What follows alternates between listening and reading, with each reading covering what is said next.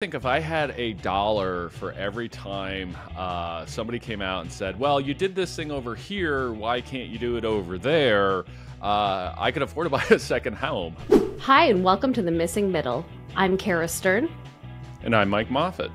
And today we're talking about how city councilors are still caving into NIMBYism and trying to get around citywide upzoning rules. But before we begin, don't forget to like, subscribe, and leave a comment. We'd love to hear from you.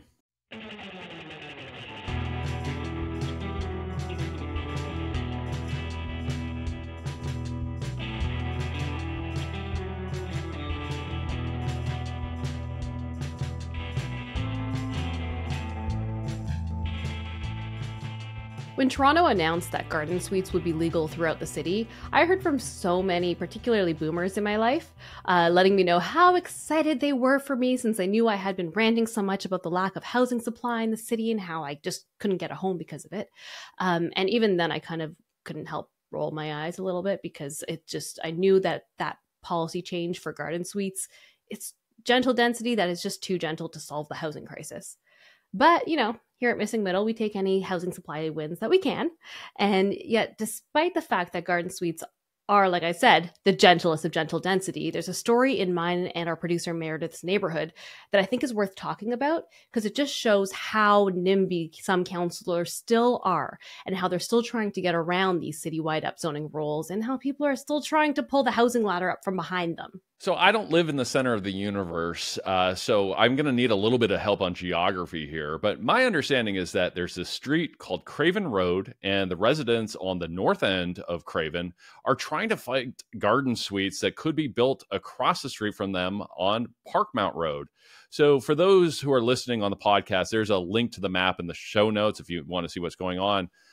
But my question is, why are they doing this? Why are they being so NIMBY? Well, they're trying to get a carve out of the garden suite rules to say it shouldn't apply to them.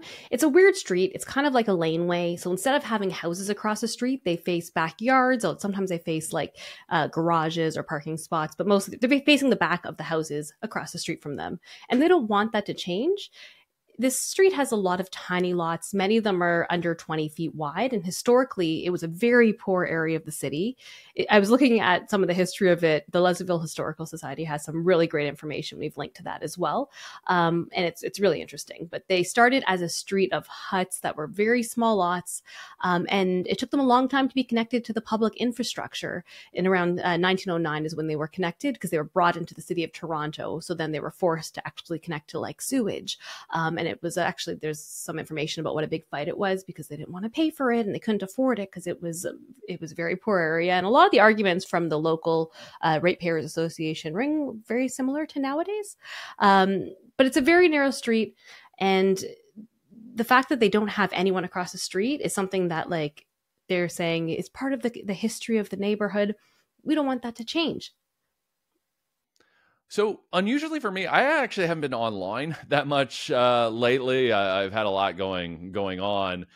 So when I logged into Slack, our internal Slack channel, I was surprised by how much conversation you and our producer Meredith have sort of back and forth. And frankly, just your level of annoyance, anger, I don't know what to call it. I'll let you describe it. But just how frustrated you were at this. Because I was looking at this and going, okay, well, this just seems like garden variety NIMBYism to me. So why are you and Meredith so frustrated by what's happening here?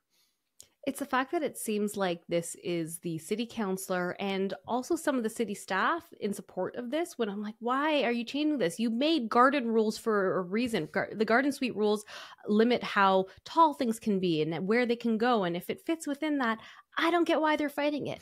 We keep joking. It's it's a NIMBY story, but it's not really a NIMBY story because they're literally we don't want it in our neighbors' backyards. We don't want it in your backyard. And it doesn't. NIMBY? Yeah, NIMBY. I was trying to figure out how you would say that. But that's literally what it is. I hate that the city has spent so much time developing the rules and saying this is what works and then seeing the city councilor go, well, the rules make sense for 99% of Toronto. Maybe this is the 0.1% of Toronto it doesn't make sense for. And I'm like, no, it does make sense everywhere. There's no reason to carve this out. The city councilor for the area is Paula Fletcher, and she's in support of exempting this one street. Watching videos and reading comments and quotes from some of the public consultation on this, it was just like classic NIMBY notes. Like you could just pull up your NIMBY bingo card and be like, oh yes, she said that, cool. I thought we had kind of moved past that now, but hearing city councilors in public saying things like they shouldn't allow, and quote, these monster homes to dwarf the smaller houses on Craven.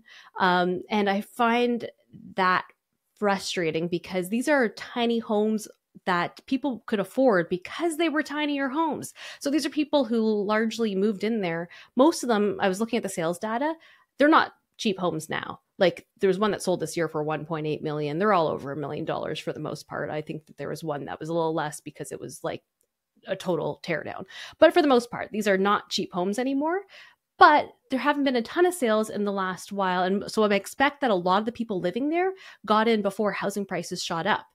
And then there's an opportunity to build really tiny homes across the street, because if you're going to build a garden suite, it's not going to be a monster home.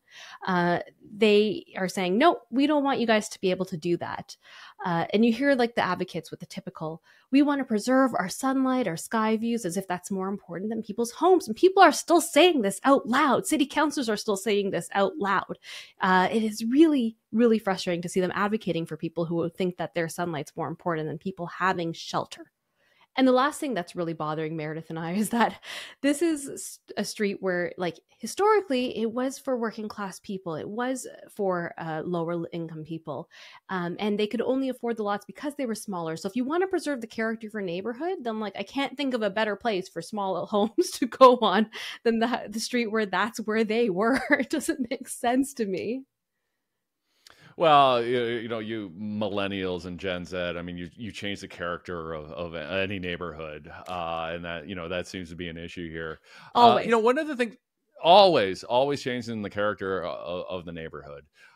One of the things that's really heartened me over the last couple of years, it's like if we, you know, go back 5 years ago, whenever there was a change like this, you would always have local residents speaking out, and then like nobody speaking for it, because nobody knows who is going to, that they'll one day live in these things. So there was this great imbalance in any kind of local planning discussion.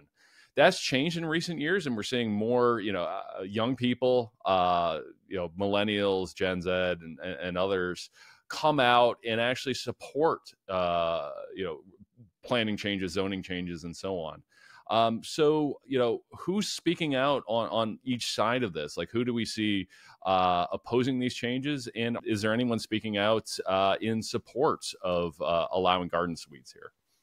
There are people speaking out in support of it, so that's nice. You see some of the people whose names I recognize from Twitter showed up to the meeting and were arguing, saying, you know, we can't let this set a precedence for the rest of the city. We don't need carve-outs. You set a carve-out here, where else is going to try to get a carve-out for their own neighborhoods or their own streets? There was one quote I liked from a man named Yvonne McKinnon, who lives on Craven Road, and here's what he said. I come from a generation who will never be able to own a home in Toronto. Someone needs to speak up and address the frustration of having to work in a city where you can't live. To which the city council responded that these houses aren't going to be affordable since garden suites aren't necessarily cheaper. And that's another frustrating thing, because I thought we'd come far enough that city councilors had at least like publicly pretended to start understanding the relationship between supply and demand. My concern with this, though, is that even the planning manager claimed that this is just a unique situation. They don't expect this to set a precedent. What do you think? I think if I had $1 for every time somebody came out and said, well, you did this thing over here, why can't you do it over there? I could afford to buy a second home. So, yeah, it seems highly unlikely to me that you would be able to make this change and then have it not used as a precedent somewhere else, because you know that in any kind of, you know, similar type disputes, everybody's going to point to this and say, well, they got an exemption. Why don't we get an exemption? What makes them better than us? And trust me, as a university professor, I know this firsthand, that if I give some kind of exemption, stretch deadline to one student, I'm going to have to give it to others in a similar circumstance. So absolutely, I think it's completely naive to think that this wouldn't be used as a precedent. Yeah, that's why I really hope this doesn't go through. The city has so many restrictions on garden suites. So when you look at the numbers of how many have actually been built, I mean, between 2022 and 2023, I think completed, it's something like 6, I believe is the number. And I know that it takes time to build. So there's quite a few more in construction, but it's definitely under 100 that's under construction right now.